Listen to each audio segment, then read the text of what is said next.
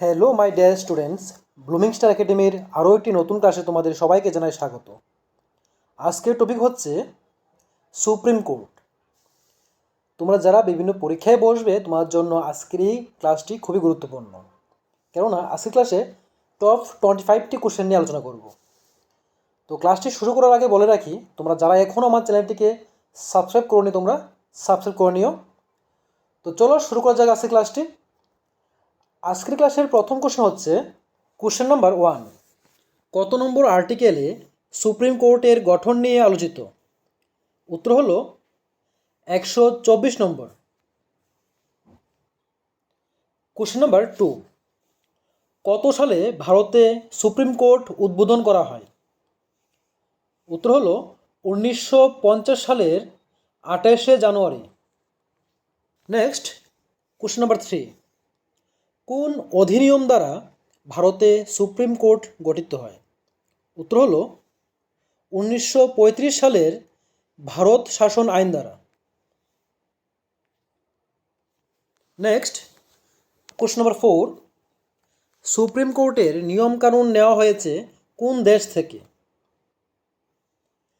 বিশেষত ব্রিটিশ ও আমেরিকান বিচার ব্যবস্থা থেকে এই সুপ্রিম কোর্টের অর্থাৎ ভারতের বিচার ব্যবস্থার অনেকগুলি নিয়মকানুন নেওয়া হয়েছে, কিন্তু কিছু ধারণা কানাডার সংবিধান থেকেও নেওয়া হয়েছে। মনে রাখবে যে সুপ্রিম কোর্টের যে নিয়মকানুন রয়েছে এগুলি ব্রিটিশ এবং আমেরিকান বিচার ব্যবস্থা থেকে নেওয়া হয়েছে। এছাড়াও কিছু কিছু ধারণা রয়েছে যেগুলি কানাডার সংবিধান থেকে নেওয়া হয়েছে। Next question number 5। সর্বপ্রথম কতজন বিচারপতি নিয়ে সুপ্রিম কোর্ট গঠন করা হয়েছিল?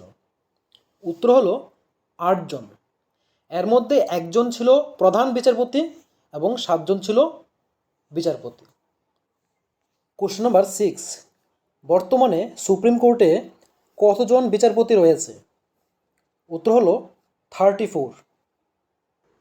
Next question number 7। সুপ্রিম কোর্টে কতজন বিচারপতি থাকবে তা নির্ধারণ করে কে?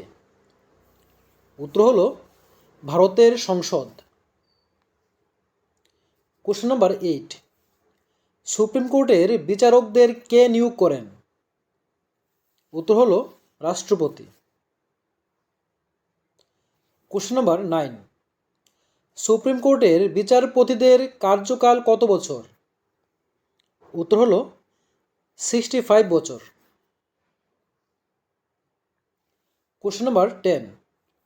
সুপ্রিম কোর্টের বিচারপতিদের কার্যকাল কোন অনুচ্ছেদ অনুসারে লেখা হয়েছে? উত্তর হলো 124-এর 2 অনুচ্ছেদ অনুসারে।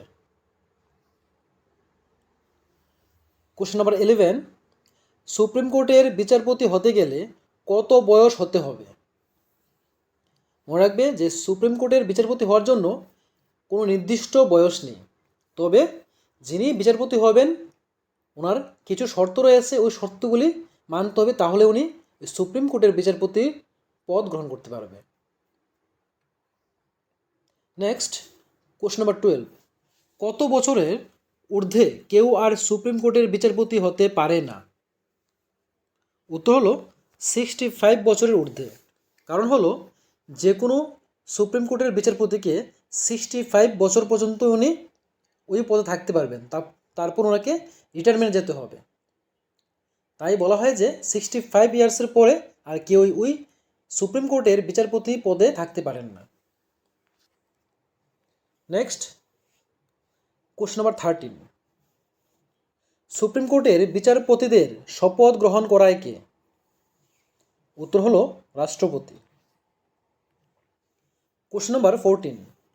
রাষ্ট্রপতি ও উপরাষ্ট্রপতির অনুপস্থিতিতে রাষ্ট্রপতির পদ সামলায় কে? উত্তর হলো ভারতের প্রধান বিচারপতি। Question number 15।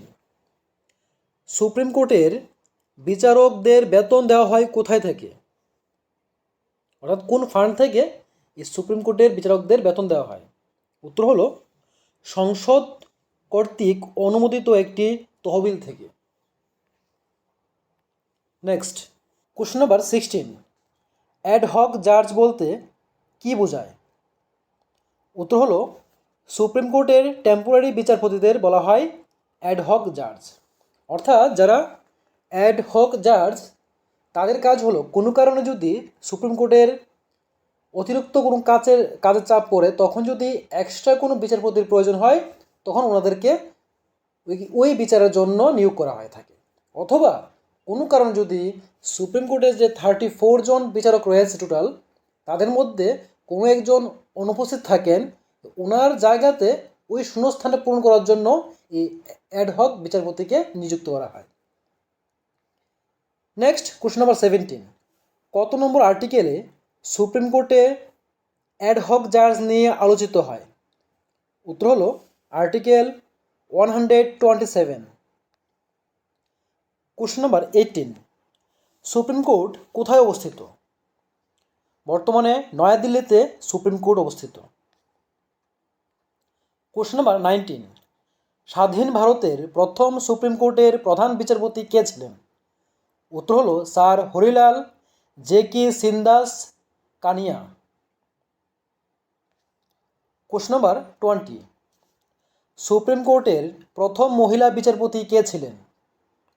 উত্তর হলো এম ফাতিমা বিবি। কোশ্চেন নাম্বার 21, PIL এর পুরো নাম কি? উত্তর হলো public interest litigation.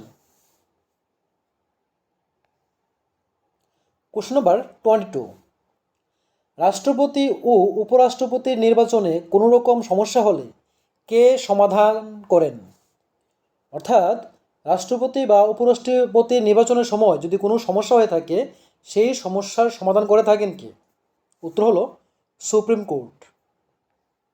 Question number 23, সংবিধানের কততম ভাগে সুপ্রিম কোর্ট নিয়ে আলোচিত হয়? উত্তর হলো পঞ্চম খণ্ডের 6ষ্ঠ অধ্যায়ে। কোশ্চেন নাম্বার 24, কাকে সুপ্রিম কোর্টের প্রধান বিচারপতি শপথ গ্রহণ করায়? উত্তর হলো রাষ্ট্রপতি। কোশ্চেন নাম্বার 25, সুপ্রিম কোর্টের বিচারপতিদের বহিষ্কার করায় কে? উত্তর হলো সংসদের মহাবিয়োগের দ্বারা। অর্থাৎ যদি কোনো কারণে সুপ্রিম কোর্টের কোনো বিচারপতির কোনো কার্যকলাপ ভালো না লাগে, যদি মনে করে যে ওই বিচারপতিকে ওই পদ থেকে সরানো হবে, তখন সংসদের মাধ্যমে এটা বিল পাস করা হয়। প্রথমে লোকসভা, রাজ্যসভা, এই প্রত্যেক জায়গার মধ্যে ভোট হয়। এই ভোটের মধ্যে যদি 2/3% ভোট পেয়ে যায় তখনই ওই বিলটা পাস হয়ে যায় এবং ওই সুপ্রিম কোর্টের কোনো বিচারপতিকে ওনার পদ থেকে বহিষ্কার করা সম্ভব হয়ে থাকে। এ হলো আজকের ক্লাসের টপ 25টি কোশ্চেন। এরকমই আরও গুরুত্বপূর্ণ ক্লাস পাওয়ার জন্য তোমরা আমার চ্যানেলটিকে সাবস্ক্রাইব করে রেখো এবং ভিডিওর ডেসক্রিপশন বক্সে দেওয়া আমার হোয়াটসঅ্যাপ গ্রুপের লিঙ্ক দেওয়া রয়েছে, ওইখান থেকে তোমরা আমার হোয়াটসঅ্যাপ গ্রুপে যুক্ত হয়ে যেতে পারো, যেখানে প্রতিদিন নতুন নতুন আপডেটগুলি পেয়ে যেতে পারবে। তো আজকের ক্লাসটি এখানে শেষ করলাম। দেখা হবে পরবর্তী ক্লাসে পরবর্তী টপিক নিয়ে। ততক্ষণ সবাই ভালো থেকো, সুস্থ থেকো।